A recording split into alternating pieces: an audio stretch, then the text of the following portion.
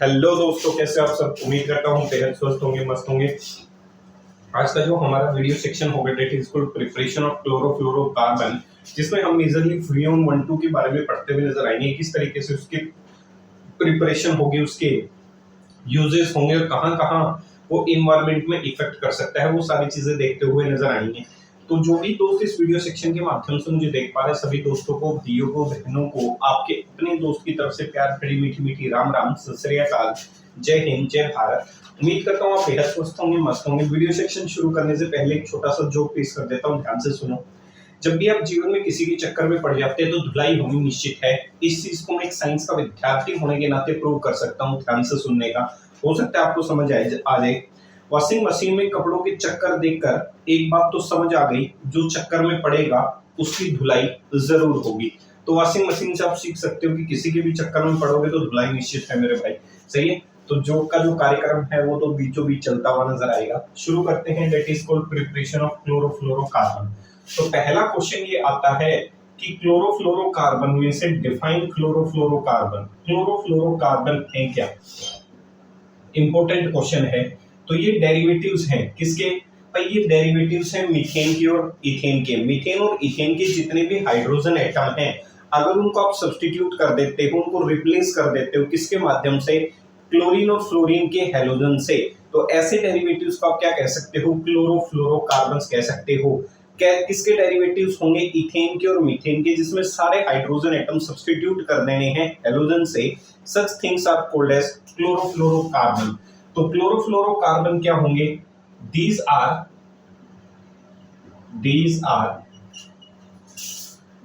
halogen derivatives of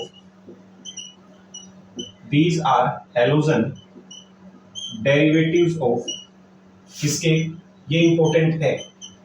these are halogen derivatives of methane and ethane, जिसमें सारे hydrogen atom को substitute कर दिया जाएगा। in which all hydrogen atom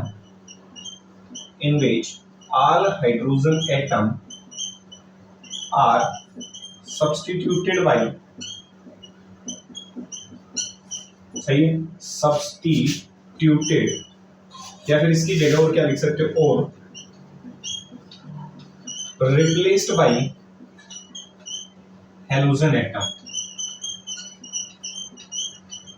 सही है, रिप्लेस्ड बाय हैलोजन एटम। और हैलोजन एटम भी कौन से देखने को मिलेंगे ज्यादातर? क्लोरीन एंड फ्लोरीन, सही है, सही है भाई, क्लोरीन और फ्लोरीन। या फिर ऐसे लिख सकते हो, these are chloro and fluoro derivatives of methane. These are halogen derivatives of methane. Halogen derivatives कौन से लोगे? क्लोरीन और फ्लोरीन। यहां लिख देता हूं भाई, सही है। डेरिवेटिव्स कौन से लेने हैं? क्लोरो एंड फ्लोरो, सही है। So these are chloro and fluoro derivatives of methane and ethane, in which all hydrogen atom are substituted or replaced by halogen atom। कौन से? क्लोरीन और फ्लोरीन। भाई मीथेन और इथेन की जितने भी हाइड्रोजन एटम हैं, उनके हाइड्रोजन एटम को सब्स्टिट्यूट करके हैलोजन एटम इंट्रोड्यूस करना है। कौन कौन से हैलोजन एटम होने चाहिए? दैट इज क्लोरीन होना चाहिए या फिर फ्लोरीन होना चाहिए। ऐसी चीजों को आप क्या कह सकते हो? क्लोरोफ्लोरोकार्बन कह सकते हो, सही है। उदाहरण के लिए अगर मैं बात करूं, फॉर एग्जांपल CFC जो होते हैं, CFCs are also called as freons. इन्हें फ्रियोन्स के नाम से भी जाना जाता है, are also called as freons, सही है। देखो नाम कैसे दोगे? नोमेनक्लेचर देख लो, यहां से क्वेश्चन बनता है। Nomenclature of Freon, nomenclature of CFC या फ्रियोन्स, सही है। क्लोरोफ्लोरोकार्बन्स कहो या फिर फ्रियोन्स कहो, बात एक ही है। अब देखो फ्रियोन की नोमेनक्लेचर कैसे लिखोगे? इसमें नोमेनक्लेचर लिखते वक्त आपको ये बताना है कि नंबर ऑफ कार्बन एटम कितने हैं, सही है, और साथ ये बताना है कि नंबर ऑफ फ्लोरीन एटम कितने हैं। नंबर ऑफ कार्बन एटम साथ साथ किसके बारे में संख्या बतानी है? Number of fluorine atom. और नाम के शब्द के पहले फ्रियोन शब्द जोड़ देना है, सही है। यही उसका क्या होता हुआ नजर आएगा? आंसर होता हुआ नजर आएगा। CFC are also called as freon. Nomenclature freon की कैसे दोगे? Number of carbon atom decide करने हैं, नंबर ऑफ फ्लोरीन एटम बताने हैं, और नाम से पहले फ्रियोन जोड़ देना है। अपने आप पता चल जाएगा कि किस प्रकार का फ्रीऑन मौजूद रहा होगा। सही है, जैसे मैं कहूं आपके सामने, ध्यान से देखना है, कुछ एक एग्जांपल प्रूव कर देता हूं मैं। जैसे मैं कहूं CCl2F2 है, सही है, और मैं कहूं इसका नाम लिखना है, तो देखो नाम कैसे लिखोगे। नाम लिखने के लिए सबसे पहले क्या यूज करोगे, शब्द यूज करोगे फ्रीऑन। क्या यूज करोगे, फ्रीऑन। सही है, अब क्या चेक करोगे, नंबर ऑफ कार्बन एटम कितना है, एक नंबर ऑफ कार्बन एटम, और दूसरा कितना है, नंबर ऑफ फ्लोरीन एटम। तो इसका आंसर हो जाएगा फ्रीऑन कितना, 1 2। सही है, इसका नाम हो जाएगा कितना, फ्रीऑन 1 2। पहचान लोगे। अगर मान लो मैं इसकी जगह लिख दूं CCl3F लिख दूं, सही है, तो इसका नाम क्या होगा, नंबर ऑफ कार्बन एटम कितना है, एक, नंबर ऑफ फ्लोरीन एटम कितना है, एक, आंसर हो जाएगा फ्रीऑन 1 1। पहचान लोगे। सही है, उम्मीद करता हूं यहां तक चीजें क्लियर हो गई होंगी। अगर मान लो इसकी जगह मैं ये लिख दूं CClF3, सही है, तो इसका नाम क्या होगा, देखो नाम कैसे लिखोगे, नंबर ऑफ कार्बन एटम से पहले लिखो शब्द फ्रीऑन, कार्बन एटम कितना है, एक, और फ्लोरीन एटम कितने हैं, 3। कह सकता हूं, यहां तक किसी भी प्रकार की कोई दिक्कत नहीं होनी चाहिए। तो number of carbon atom, number of fluorine atom के आधार पे आसानी से फ्रीऑन की क्या कर सकते हो, नोमेनक्लेचर कर सकते हो। जैसे मैं कहूं CF4, सही है, मैं कहूं जी इसका, तो देखो ये क्या है, क्लोरो या फिर फ्लोरो डेरिवेटिव्स है किसके, मीथेन के, इथेन के। तो देखो ध्यान से, क्लोरीन और फ्लोरीन के डेरिवेटिव है, तो नाम लिखोगे फ्रीऑन, कार्बन की संख्या 1, फ्लोरीन की संख्या 4, तो ये हो गया फ्रीऑन 1 4। जो मोस्ट कॉमन फ्रीऑन पढ़ा जाता है वो ये पढ़ा जाता है मोस्ट कॉमन। सही है, इनमें सबसे ज्यादा जो अधिक मात्रा में पाया जाता है that is most common freon F2, जिसे आप CCl2F2 के नाम से जानते हो, क्लोरोफ्लोरोकार्बन के नाम से जानते हो। तो आपको ये चेक करना है, सही है, ये डेरिवेटिव्स होंगे किसके, मीथेन के और इथेन के, और मीथेन और इथेन के जितने भी हाइड्रोजन एटम हैं उनको सब्स्टिट्यूट कर देना है हैलोजन एटम लगा के। हैलोजन एटम भी फिक्स हैं, कौन से लगेंगे, क्लोरीन और फ्लोरीन के हैलोजन एटम लगते हुए नजर आएंगे, तो उसके सारे हाइड्रोजन एटम को सब्स्टिट्यूट कर देना है। वहां से जो कंपोनेंट बना होगा उसे आप क्लोरोफ्लोरोकार्बन कह सकते हैं। क्लोरोफ्लोरोकार्बन का जो नाम है वो फ्रीऑन के नाम से जाना जाता है। फ्रीऑन 1 होता है, 1 1 होता है, फ्रीऑन 1 2 होता है, फ्रीऑन 1 3 होता है, फ्रीऑन 1 4 होता है। मोस्ट कॉमन इनमें जो पाया जाता है दैट इज कॉल्ड फ्रीऑन 1 2। तो अगला क्वेश्चन यही है, हमें प्रिपरेशन करनी है फ्रीऑन 1 2 की। तो अगला टॉपिक आता है that is called preparation of freon 1 2। सही है, तो ध्यान से, it is prepared, it is called freon 1 2, it is prepared by using Schwarz reaction। सही है, Schwarz reaction यूज करके आप आसानी से क्या प्रिपेयर कर सकते हो, फ्रीऑन 1 2 प्रिपेयर कर सकते हो। सही है, फ्रीऑन 1 2 की प्रिपरेशन, या फिर इसे CCl2 क्या कहा जाता है, F2 कहा जाता है, पीछे भी लिखवाया था। कैसे प्रिपरेशन करोगे, मेथड दिखा देता हूं जो आपने पीछे पढ़ा था। सही है, कार्बन टेट्राक्लोराइड वाला याद करो, फ्रॉम कार्बन टेट्राक्लोराइड। सही है, याद आया, फ्रॉम कार्बन टेट्राक्लोराइड। जब कार्बन टेट्राक्लोराइड से रिएक्शन करवाते हुए नजर आओगे तब जाके प्रिपरेशन होगी किसकी, CCl2 की, F2 की। सही है, तो कार्बन टेट्राक्लोराइड के साथ कैसे करवाया था, व्हेन, जब कार्बन टेट्राक्लोराइड को हमने ट्रीट किया, व्हेन कार्बन टेट्राक्लोराइड को ट्रीट किया गया किसके साथ, when carbon tetrachloride is treated with किसके साथ, इनऑर्गेनिक फ्लोराइड। सही है, किसके साथ ट्रीटमेंट करवाई गई, is treated with inorganic fluoride, और इनऑर्गेनिक फ्लोराइड कौन सा था, SbF3। किसकी मौजूदगी में, is treated with SbF3 in the presence of, किसकी मौजूदगी में, in the presence of SbCl5 और SbF5 टू फॉर्म क्या बना दे, CCl2F2, जिसे आपने क्या कहा था, CFC कहा था। इस रिएक्शन को आप किस नाम से जान सकते हो, स्वार्ज रिएक्शन के नाम से जान सकते हो। तो जब कार्बन टेट्राक्लोराइड को आप ट्रीट करोगे किसके साथ, इनऑर्गेनिक फ्लोराइड के साथ, तब जाके यहां से प्रिपरेशन होती हुई नजर आएगी इसकी। सही है, किस तरीके से प्रिपेयर करोगे, देखो ध्यान से, ऊपर दिखा देता हूं कैसे, क्या कहा मैंने, मैंने कहा कार्बन टेट्राक्लोराइड होगा, सही है, कार्बन टेट्राक्लोराइड होगा। इसकी रिएक्शन करवानी है, किसके साथ करवाओगे, किसके साथ, SbF3, सही है, जो क्या है, इनऑर्गेनिक फ्लोराइड है। ठीक है भाई, इसकी रिएक्शन करवाते हुए नजर आओगे, किसकी मौजूदगी में रिएक्शन करवाते हुए नजर आओगे, SbCl3, SbFCl5, माफी चाहूंगा भाई, किसकी मौजूदगी में करवा सकते हो, SbF3 की रिएक्शन जो है वो किसकी मौजूदगी में, SbCl5 और SbF5, जो आपको अच्छा लगे, सही है।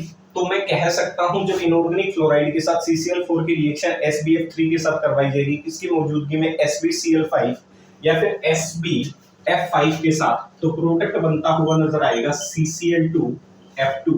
इसी को हमने कहा फ्रीऑन 1,2, क्या कहा हमने इसे, फ्रीऑन 1,2, और साथ प्रोडक्ट बन जाएगा SbCl3, और इसी को हम कहते हैं CFC, क्लोरोफ्लोरोकार्बन, या फिर जिसे आप फ्रीऑन 1,2 के नाम से जान सकते हैं। यहाँ तक किसी भी प्रकार की कोई दिक्कत नहीं होनी चाहिए।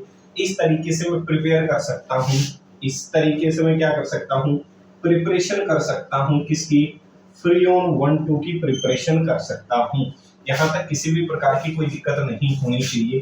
कार्बन टेट्राक्लोराइड को ट्रीट कर दो इनके साथ, किसकी मौजूदगी में, इनकी मौजूदगी में बन क्या जाए, CFC प्रिपेयर बन जाए, और ऐसी रिएक्शन जिससे ये प्रोडक्ट बना होगा वो रिएक्शन कहलाएगी स्वार्ट्ज रिएक्शन।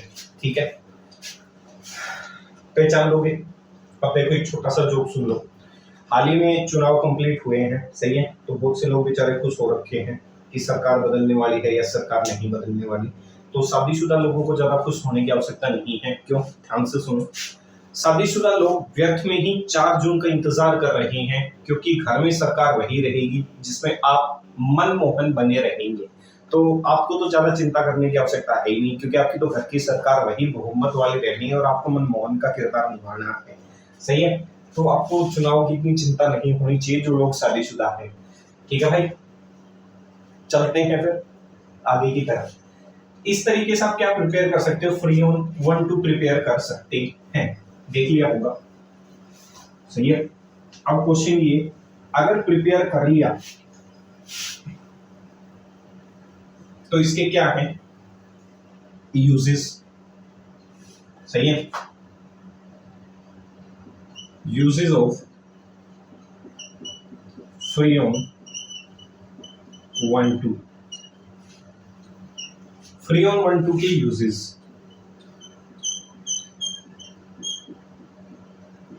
ठीक है भाई,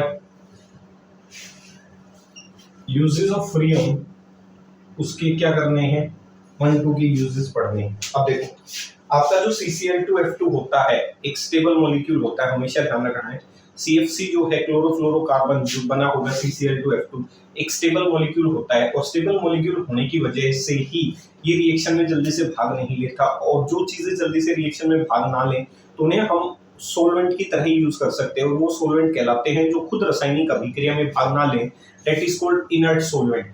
तो एक स्टेबल ऑर्गेनिक मॉलिक्यूल होने के नाते ये क्या करता है, जल्दी से रासायनिक अभिक्रिया में रिएक्शन में भाग नहीं लेता, इसीलिए इसे आप इनर्ट सोलवेंट की तरह क्या कर सकते हो, किसी भी ऑर्गेनिक रिएक्शन में यूज कर सकते हो। तो सबसे पहला यूज यही है कि ये फ्रीऑन जो है वो एक स्टेबल मॉलिक्यूल है, freon 1,2 is a freon 1,2 is a stable molecule, और इसी वजह से एनहेंस, हम इसे किसकी तरह यूज कर सकते हैं, and hence are used as inert organic solvent. ऐसे ऑर्गेनिक सोलवेंट की तरह यूज किया जा सकता है जो खुद रिएक्शन में भाग ना ले। फ्रीऑन 1,2 एक स्टेबल मॉलिक्यूल है, इसी वजह से हम इसे, इसका जो प्रयोग है हम वो इनर्ट सोलवेंट बनाने के लिए कर सकते हैं। इनर्ट सोलवेंट वो सोलवेंट जो खुद रासायनिक अभिक्रिया में भाग ना ले, किसी भी प्रकार से रिएक्शन को डिस्टर्ब ना करे। तो freon 1,2 is a stable molecule and hence are used as inert organic solvent. Inert organic solvent की तरह हम इसे यूज कर सकते हैं। दूसरा, दूसरा जो फ्रीओन्स है वो कहाँ यूज किए जाते हैं, फ्रिज जो है, रेफ्रिजरेटर है, उसके अंदर यूज किया जाता है, एसी के अंदर यूज किया जाता है। इस ये जो गैसेस होती हैं सीएफसी वाली जो है वो उसके अंदर यूज की जाती है और ये क्या प्रोड्यूस करवाती हैं, कूलिंग इफेक्ट प्रोड्यूस करवाती हैं। भाई एसी और फ्रीज के अंदर आपने फ्रीओन 1 2 डाल दिया जिसकी वजह से आपको ठंड महसूस होती है। फ्रीज जो है कूलिंग इफेक्ट जनरेट करता है। अब कूलिंग इफेक्ट जनरेट इसलिए कर लेते हैं क्योंकि एक तो स्टेबल मॉलिक्यूल है, दूसरा इनकी जो थर्मल कंडक्टिविटी है, सही है, वो बहुत ज्यादा है। मतलब हाई टेम्परेचर को क्या कर सकते हैं, ये टॉलरेट कर सकते हैं। इसीलिए इन्हें कूलिंग इफेक्ट की तरह क्या किया जा सकता है, यूज किया जा सकता है, कूलिंग इफेक्ट कंपोनेंट की तरह यूज करवा सकते हो, तो ये कूलिंग इफेक्ट भी प्रोड्यूस करवा सकते हैं। तो these are used as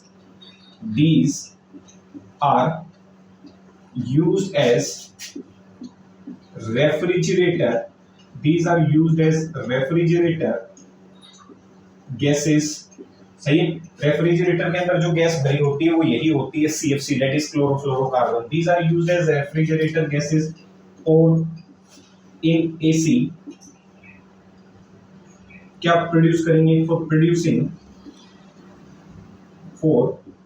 producing cooling effect, for producing क्या इफेक्ट प्रोड्यूस करने के लिए, सही है, और in AC for producing cooling effect. क्यों, इन्हीं को क्यों यूज किया जाता है, बिकॉज दे हैव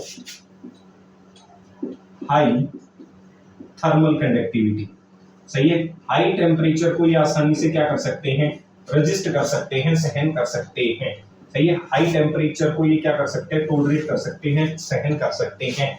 इसीलिए रेफ्रिजरेटर और एसी जो होते हैं उनके अंदर जो ये डाले जाते हैं सीएफसी, जो कूलिंग इफेक्ट प्रोड्यूस करेंगे। आप ये सोच रहे हो कि जो फ्रीज है या जो एसी वो ठंडी हवा देता है तो उसके अंदर गैस भरी जाती है, डेट इज सीएफसी, और वो जो कंपोनेंट है वो रिस्पॉन्सिबल होता है, वो सीएफसी रिस्पॉन्सिबल होता है कूलिंग इफेक्ट जनरेट करने के लिए। अब जब गैस की बात की जाए तो आपको टेम्परेचर, प्रेशर सब कुछ देखना पड़ता है, सही है भाई। जब उसके अंदर से आप इलेक्ट्रिसिटी पास करोगे तो टेम्परेचर भी बढ़ेगा, प्रेशर भी चेंज होगा। तो इस चीज का ध्यान रखा जाता है कि उनकी थर्मल कंडक्टिविटी बहुत ज्यादा होती है, हाई टेम्परेचर को रजिस्ट कर सकते हैं, और एक स्टेबल मॉलिक्यूल होते हैं, जल्दी से टूटते नहीं है।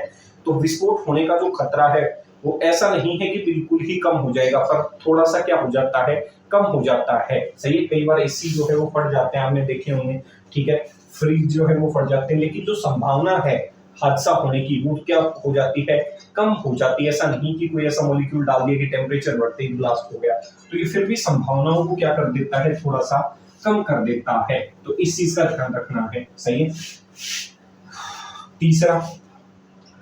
तीसरा जो सीएफसी है वो कहां यूज होता है, इट इज यूज्ड, सही है, इट इज यूज्ड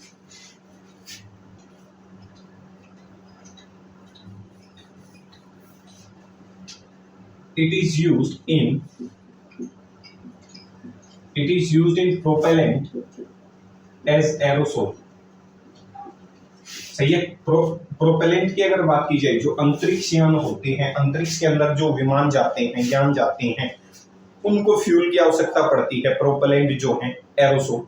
तो उनके अंदर जो है ये थोड़ा बहुत मात्रा में किसका काम कर सकता है, एक फ्यूल कंपोनेंट का भी क्या कर सकता है, काम कर सकता है। तो जितने भी आपके प्रोपेलेंट होते हैं उनमें ये एरोसोल का काम कर सकता है। तो it is used in propellant as aerosol. क्यों, बिकॉज ना तो ये टॉक्सिक होता, because it is non toxic, और ना ही ये किसी प्रकार का कोई जंग पैदा करता, और नॉन कोरोसिव इन नेचर। भाई सारी प्रॉपर्टी पढ़ने के बाद ही इसे प्रोपेलेंट के अंदर फ्यूल की तरह यूज किया जा सकता है। तो it is used in propellant as aerosol. तो आपके जो प्रोपेलेंट होते हैं उनके अंदर एरोसोल का क्या कर सकता है, काम कर सकता है। प्रोपेलेंट के अंदर जो फ्यूल कंपोनेंट होगा दैट इज एरोसोल। तो प्रोपेलेंट उस भाषा को कहा जाता है एरोसोल। वैसे हम गाड़ी साधन के अंदर जो डालते हैं दैट इज पेट्रोल, डीजल, हम सीधा फ्यूल कह देते हैं, उसे टेक्निकल भाषा में आप जब अंतरिक्ष वाले जो टेक्निकल भाषा यूज करते हैं दैट इज एरोसोल। तो कह सकता हूं प्रोपेलेंट की अंदर ये एरोसोल की तरह यूज हो सकता है। तो it is used in propellant as aerosol because it is non toxic and non corrosive in nature. Use होने का कारण ना तो जहरीला है, ना ही किसी प्रकार का कोरोजन ये प्रोड्यूस कर सकता है। तो तीन तो इंपॉर्टेंट यूजेस ये है।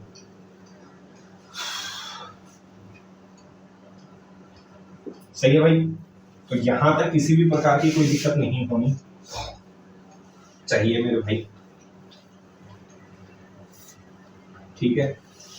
तो यहां तक इन चीजों को ध्यान से देखना है, तब तक एक चुटकुला सुन लो, ध्यान से सुनो, सही है। आजकल क्या है, आदमी जो है वो बेशक कितना भी बड़ा क्यों ना हो जाए, जब उसकी शादी ब्याह हो जाता है, जब वो अपने ससुराल जाता है, तो कितना भी बड़ा मेहनती व्यक्ति हो, कितना भी नामचीन व्यक्ति हो, कितना भी पैसा कमाने वाला हो, रुसूख रुतबे वाला हो, जब वो ससुराल में पहुंचेगा तो उसे सिर्फ उसकी पत्नी के नाम से ही जाना जाएगा। ये परम सत्य है, ध्यान से सुनने का जो शादीशुदा लोग हैं। आदमी कितना ही बड़ा क्यों ना हो, ससुराल में बीवी के नाम से ही जाना जाता है। जैसे ये हमारी बड़ी वाली के वो हैं, तो देख सकते हो ससुराल में ऐसे जाना जाता है, सही है। आपको अपने नाम से कोई नहीं जानता, पत्नी के नाम से ही जाने जाओगे। तो प्रोपेलेंट जो होते हैं, सही है, प्रोपेलेंट की बात कर रहा हूँ, हस्बैंड्स की बात नहीं कर रहा, ध्यान से देख लो, टॉपिक पे पहुंच जाओ, सही है। तो ऐसा ना सोचना, ठीक है। आगे जब तुम्हारी ब्याह शादी होंगी तो तुम्हें भी यही प्रथा फॉलो करनी पड़ेगी, इसमें कोई दो राय थोड़ी है।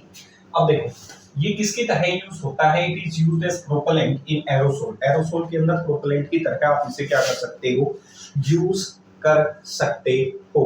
तो एक इनर्ट ऑर्गेनिक सॉल्वेंट रेफ्रिजरेटर के अंदर गैसेस की तरह ही यूज कर सकते हो, सही है। और यहाँ इस कंपोनेंट को क्या कर सकते हो, यूज कर सकते हो। यहाँ तक चीजें उम्मीद करता हूँ क्लियर हो गई होंगी, सही है। तो यहाँ तक किसी भी प्रकार की कोई दिक्कत नहीं होनी चाहिए कि फ्री ऑन 1 2 कहाँ कहाँ हम डे टू डे लाइफ के अंदर क्या कर रहे हैं, यूज कर रहे हैं, सही है। अब देखो इसका अगला जो है, that is called tragic effect या टॉक्सिक इफेक्ट। इन्वायरमेंटल इफेक्ट लिख लो या टॉक्सिक इफेक्ट की इन्वायरमेंट को किस तरीके से इफेक्ट करता है।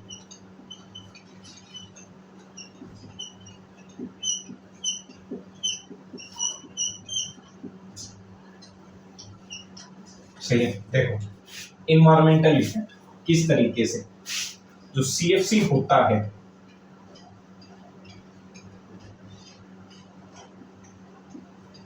क्लोरोफ्लोरो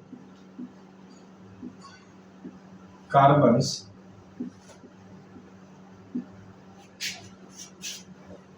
जैसे एटमॉस्फेयर में रिलीज होंगी, क्लोरोफ्लोरो ऐसे लिख लो भाई, when chlorofluorocarbons are released in atmosphere, जैसे ही वातावरण में रिलीज होंगी, when chlorofluorocarbons are released in किसमें, एटमॉस्फेयर, वो कहां पहुंच जाएंगे, दे रीच्ड इन स्ट्रेटोस्फियर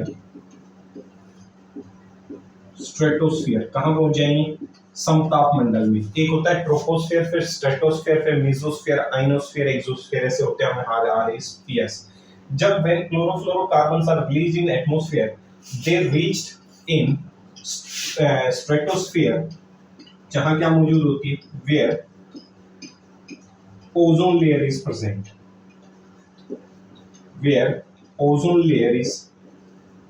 प्रेजेंट, और जैसे ही सीएफसी किसके संपर्क में आता है, व्हेन सीएफसी किसके संपर्क में आएगा, कम्स इन कॉन्टेक्ट विद, किसके संपर्क में, when CFC comes in contact with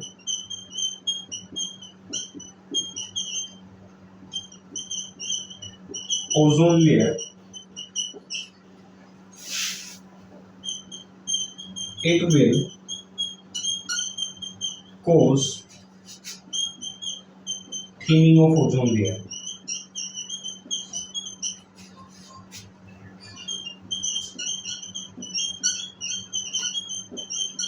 called as ozone depletion। सही है, ध्यान से देख लो भाई, आपका जो क्लोरोफ्लोरोकार्बन है, एसी फ्रीज जो भी हैं, उनसे वो गैसेस निकली होंगी और कहाँ पहुंची होंगी, इन्वायरमेंट के अंदर पहुंची होंगी। कहाँ पहुंची होंगी, इन्वायरमेंट के अंदर। अब जैसे ही इन्वायरमेंट में पहुंचेंगी तो इन्वायरमेंट में एक स्फीयर होता है, दैट इज कॉल्ड स्ट्रेटोस्फीयर, और उस स्फीयर में, उस समताप मंडल के अंदर हमारी एक परत मौजूद होती है जिसे आप ओजोन लेयर के नाम से जानते हैं। अब जैसे ही वो सीएफसी उस ओजोन लेयर के संपर्क में आएगा, ओजोन लेयर पे हमला करेगा, तो धीरे धीरे उस परत को पतला करना शुरू कर देता है। कल की वीडियो सेक्शन में भी प्रॉपर्टी पढ़ाई थी, आपको ध्यान हो तो परत को धीरे धीरे कमजोर करना शुरू कर देता है, उस परत के अंदर एक होल बन जाता है, that is called ozone hole. और उस परत का धीरे धीरे खत्म होना, थिनिंग होना, धीरे धीरे कमजोर पड़ना उस परत का क्या कहलाता है? ओजोन डिप्लीशन कहलाता है। और इस ओजोन डिप्लीशन की वजह से क्या हो जाते हैं? स्किन कैंसर हो जाते हैं और आंखों पे प्रभाव पड़ना शुरू हो जाता है। तो ध्यान रखना है, इस ओजोन डिप्लीशन की वजह से क्या होगा? Due to ozone depletion, due to ozone depletion there is direct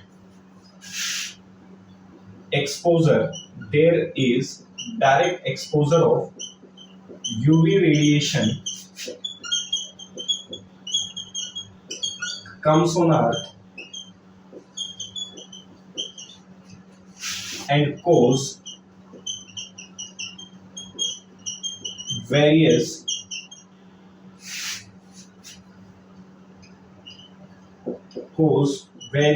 disease such as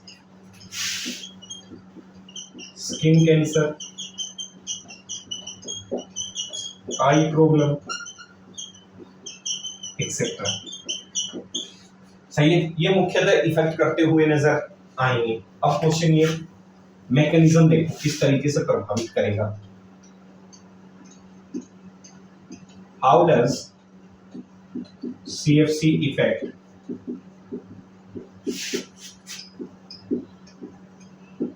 ozone layer present in stratosphere?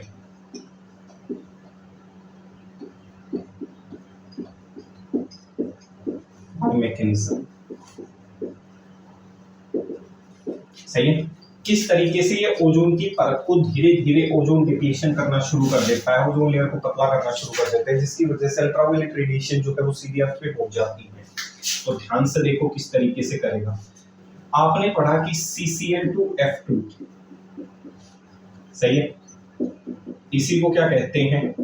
Chlorofluorocarbon, इसी को कहते हैं ना क्लोरोफ्लोरोकार्बन CCl2F2। जैसे ही ये सनलाइट के संपर्क में आया, अल्ट्रावायलेट रेज के संपर्क में आया, CCl2F2 जो है हाई एनर्जी मिलने की वजह से अल्ट्रावायलेट रेडिएशन के संपर्क में आने की वजह से टूट जाता है और क्लोरीन का फ्री रेडिकल जनरेट कर लेता है। किसका रेडिकल जनरेट कर लेता है? Chlorine free radical. सही है, ये फ्री रेडिकल है। और आपको पता है केमिस्ट्री के अनुसार एक बार फ्री रेडिकल जो है वो एक ओड इलेक्ट्रॉन स्पीसीज है, इसके पास 7 इलेक्ट्रॉन है। एक ओड इलेक्ट्रॉन स्पीसीज क्या चाहेगी? अपने ऑक्टेट पूरा करना चाहेगी, किसी भी दूसरे के साथ जुड़ के अपने इलेक्ट्रॉन पूरा करवाना चाहेगी। Odd electron species highly reactive होते हैं, तो ये अपना इलेक्ट्रॉन वापस लेने के लिए ये क्लोरीन का जो रेडिकल है वो किस पे हमला कर देता है? ओजोन की परत पे हमला कर देता है। ध्यान से देखो, ये क्लोरीन का जो रेडिकल है, सही है, क्लोरीन जो रेडिकल है, क्लोरीन फ्री रेडिकल किस पे हमला कर देता है? ओजोन परत पे हमला कर देता है। सही है, ये ओजोन है, ओजोन लेयर। ओजोन लेयर पे क्या कर देता है? हमला कर देता है। जैसे ही ओजोन की परत पे हमला होगा तो क्या बन जाएगा? यहाँ से ClO का फ्री रेडिकल बन जाएगा और कौन सी गैस बाहर निकलती हुई नजर आएगी? दैट इज O2 गैस बनती हुई नजर आएगी। तीसरे स्टेप की अगर मैं बात करूं, तीसरा स्टेप और देख लो। सही है, अब ये ClO का रेडिकल बन गया, इसको भी अपनी इलेक्ट्रॉन चाहिए क्योंकि ये भी एक ओड इलेक्ट्रॉन स्पीसीज बन गई। अब ClO का जो रेडिकल है ये वापस किसके ऊपर अटैक कर देता है? ClO का जो रेडिकल बना है ये वापस ओजोन लेयर पे हमला कर देता है। सही है, किस पे हमला कर देता है? ओजोन लेयर पे हमला कर देता है। अब जैसे ही ये ओजोन लेयर पे हमला करेगा, देखो ये ऑक्सीजन जो है, ये ओड इलेक्ट्रॉन जो स्पीसीज है, ये इस ऑक्सीजन के साथ, इस ओजोन लेयर के साथ जुड़कर अपने ओड इलेक्ट्रॉन को सेटिस्फाई करवा लेती है और यहाँ से क्या प्रोड्यूस हो जाती है? 2O2। ये वापस क्लोरीन का क्या बन गया? Free radical. सही है, इसका मतलब एक बार ये रेडिकल बन गया तो ये मैकेनिज्म क्या रहेगा? कंटिन्यूअस रहेगा, कंटिन्यूअसली गोइंग ऑन। सही है, इसीलिए कहा जाता है एक बार CFC क्या हो गया, इन्वायरमेंट में रिलीज हो गया एसी फ्रीज के माध्यम से। तो जैसे ही एक बार ये फ्री रेडिकल रिलीज होगा तो ये पहले ये रेडिकल बनाएगा, ये रेडिकल इस ओजोन परत पर हमला करेगा, ClO का रेडिकल। अब ये ClO का रेडिकल वापस ओजोन लेयर पे हमला करेगा, ऑक्सीजन बाहर कर देगा, फ्री रेडिकल। अब ये रेडिकल फिर से किस पे हमला करेगा, ओजोन लेयर पे, फिर से ये बनेगा, फिर से ये हमला होगा, फिर ये बनेगा, फिर से ये हमला होगा, फिर से ये बनेगा, फिर से ये इसके ओजोन लेयर के, फिर ये Cl, फिर Cl रेडिकल फिर से ओजोन लेयर पे हमला करेगा, ClO रेडिकल बनेगा, ClO रेडिकल ओजोन लेयर पे बनेगा, Cl रेडिकल पे हमला करेगा कंटीन्यूअस, Cl रेडिकल फिर से ओजोन लेयर पे हमला करेगा, CO रेडिकल पर हमला करेगा, ClO रेडिकल ओजोन लेयर पे हमला करेगा Cl रेडिकल पर। तो मतलब एक बार इन्वायरमेंट में Cl रेडिकल इंट्रोड्यूस हो गया तो Cl रेडिकल इंट्रोड्यूस होने की वजह से ये चेन कभी भी खत्म नहीं होगी और धीरे धीरे धीरे धीरे लगातार हमला करता हुआ चला जाएगा किसके ऊपर, ओजोन परत के ऊपर। और इस ओजोन परत पर लगातार हमला होने की वजह से डिप्लीशन हो जाएगा, ओजोन परत कमजोर पड़ जाएगी, that is called depletion of ozone layer. और उस डिप्लीशन की वजह से उसमें एक छिद्र क्रिएट हो जाएगा, छेद हो जाएगा, जिसे ओजोन होल के नाम से जाना जाता है, जिसके ऊपर क्या मौजूद होती हैं, अल्ट्रावायलेट रेडिएशंस, जिसे अल्ट्रावायलेट रेडिएशन के लिए रखा गया है प्रोटेक्ट करने के लिए। भाई लेयर को रखा क्यों गया, एक परत को इसलिए रखा गया, देखो मान लो ये यहाँ से अल्ट्रावायलेट रेडिएशन आती है तो ये आपके स्ट्रेटोस्फीयर की लेयर है, दैट इज ओजोन लेयर। अगर मान लो मैं धीरे धीरे इस परत को कमजोर करना शुरू कर दूंगा तो ये जो एक्सपोजर है अल्ट्रावायलेट रेडिएशन का वो सीधा अर्थ पे पहुंचेगा, व्यक्ति को क्या करना शुरू कर देगा, इफेक्ट करना शुरू कर देगा, अलग अलग प्रकार की भिन्न भिन्न प्रकार की बीमारियों से क्या कर देगा, ग्रसित कर देगा, जैसे स्किन कैंसर हो गया और भी इत्यादि बहुत सी बीमारियों से क्या कर सकता है, प्रभावित कर सकता है। तो ये छोटा सा वीडियो सेक्शन था, सही है। उम्मीद करता हूँ ये वीडियो सेक्शन यहाँ तक क्लियर हो गया होगा, ठीक है भाई। यहाँ तक किसी भी प्रकार की कोई दिक्कत नहीं होनी चाहिए। अगर यहाँ तक ये वीडियो सेक्शन क्लियर हुआ तो वीडियो सेक्शन को खत्म कर देता हूँ 4 लाइनों के साथ, ध्यान से सुनना है, सही है। आजकल क्या है, देश में भ्रष्टाचार फैला हुआ है और भ्रष्टाचार का मुख्य जो कारण है मेरा मानना है वो लड़कियां हैं। कैसे साबित कर देता हूँ, ध्यान से सुनो। किसी लड़की की डीपी देखो, फिर उन्हें रियल में देखो, तब तुम्हें पता चलेगा कि भ्रष्टाचार कितना बड़ा हुआ है, सही है भाई, बुरा मत मानना भाई, सही है। तो उसकी एक बार डीपी देखो, एक बार वैसे रियल में देखो, आपको अपने आप पता चल जाएगा देश में कितना भ्रष्टाचार हो चुका है। बाहर के भ्रष्टाचार को तो बाद में निपटेंगे, पहले इस भ्रष्टाचार से निपट लेते हैं। तो मिलेंगे फिर अगले वीडियो सेक्शन में, तब तक स्टे सेफ, स्टे सिक्योर, माता पिता का ध्यान रखें। जय हिंद, जय भारत।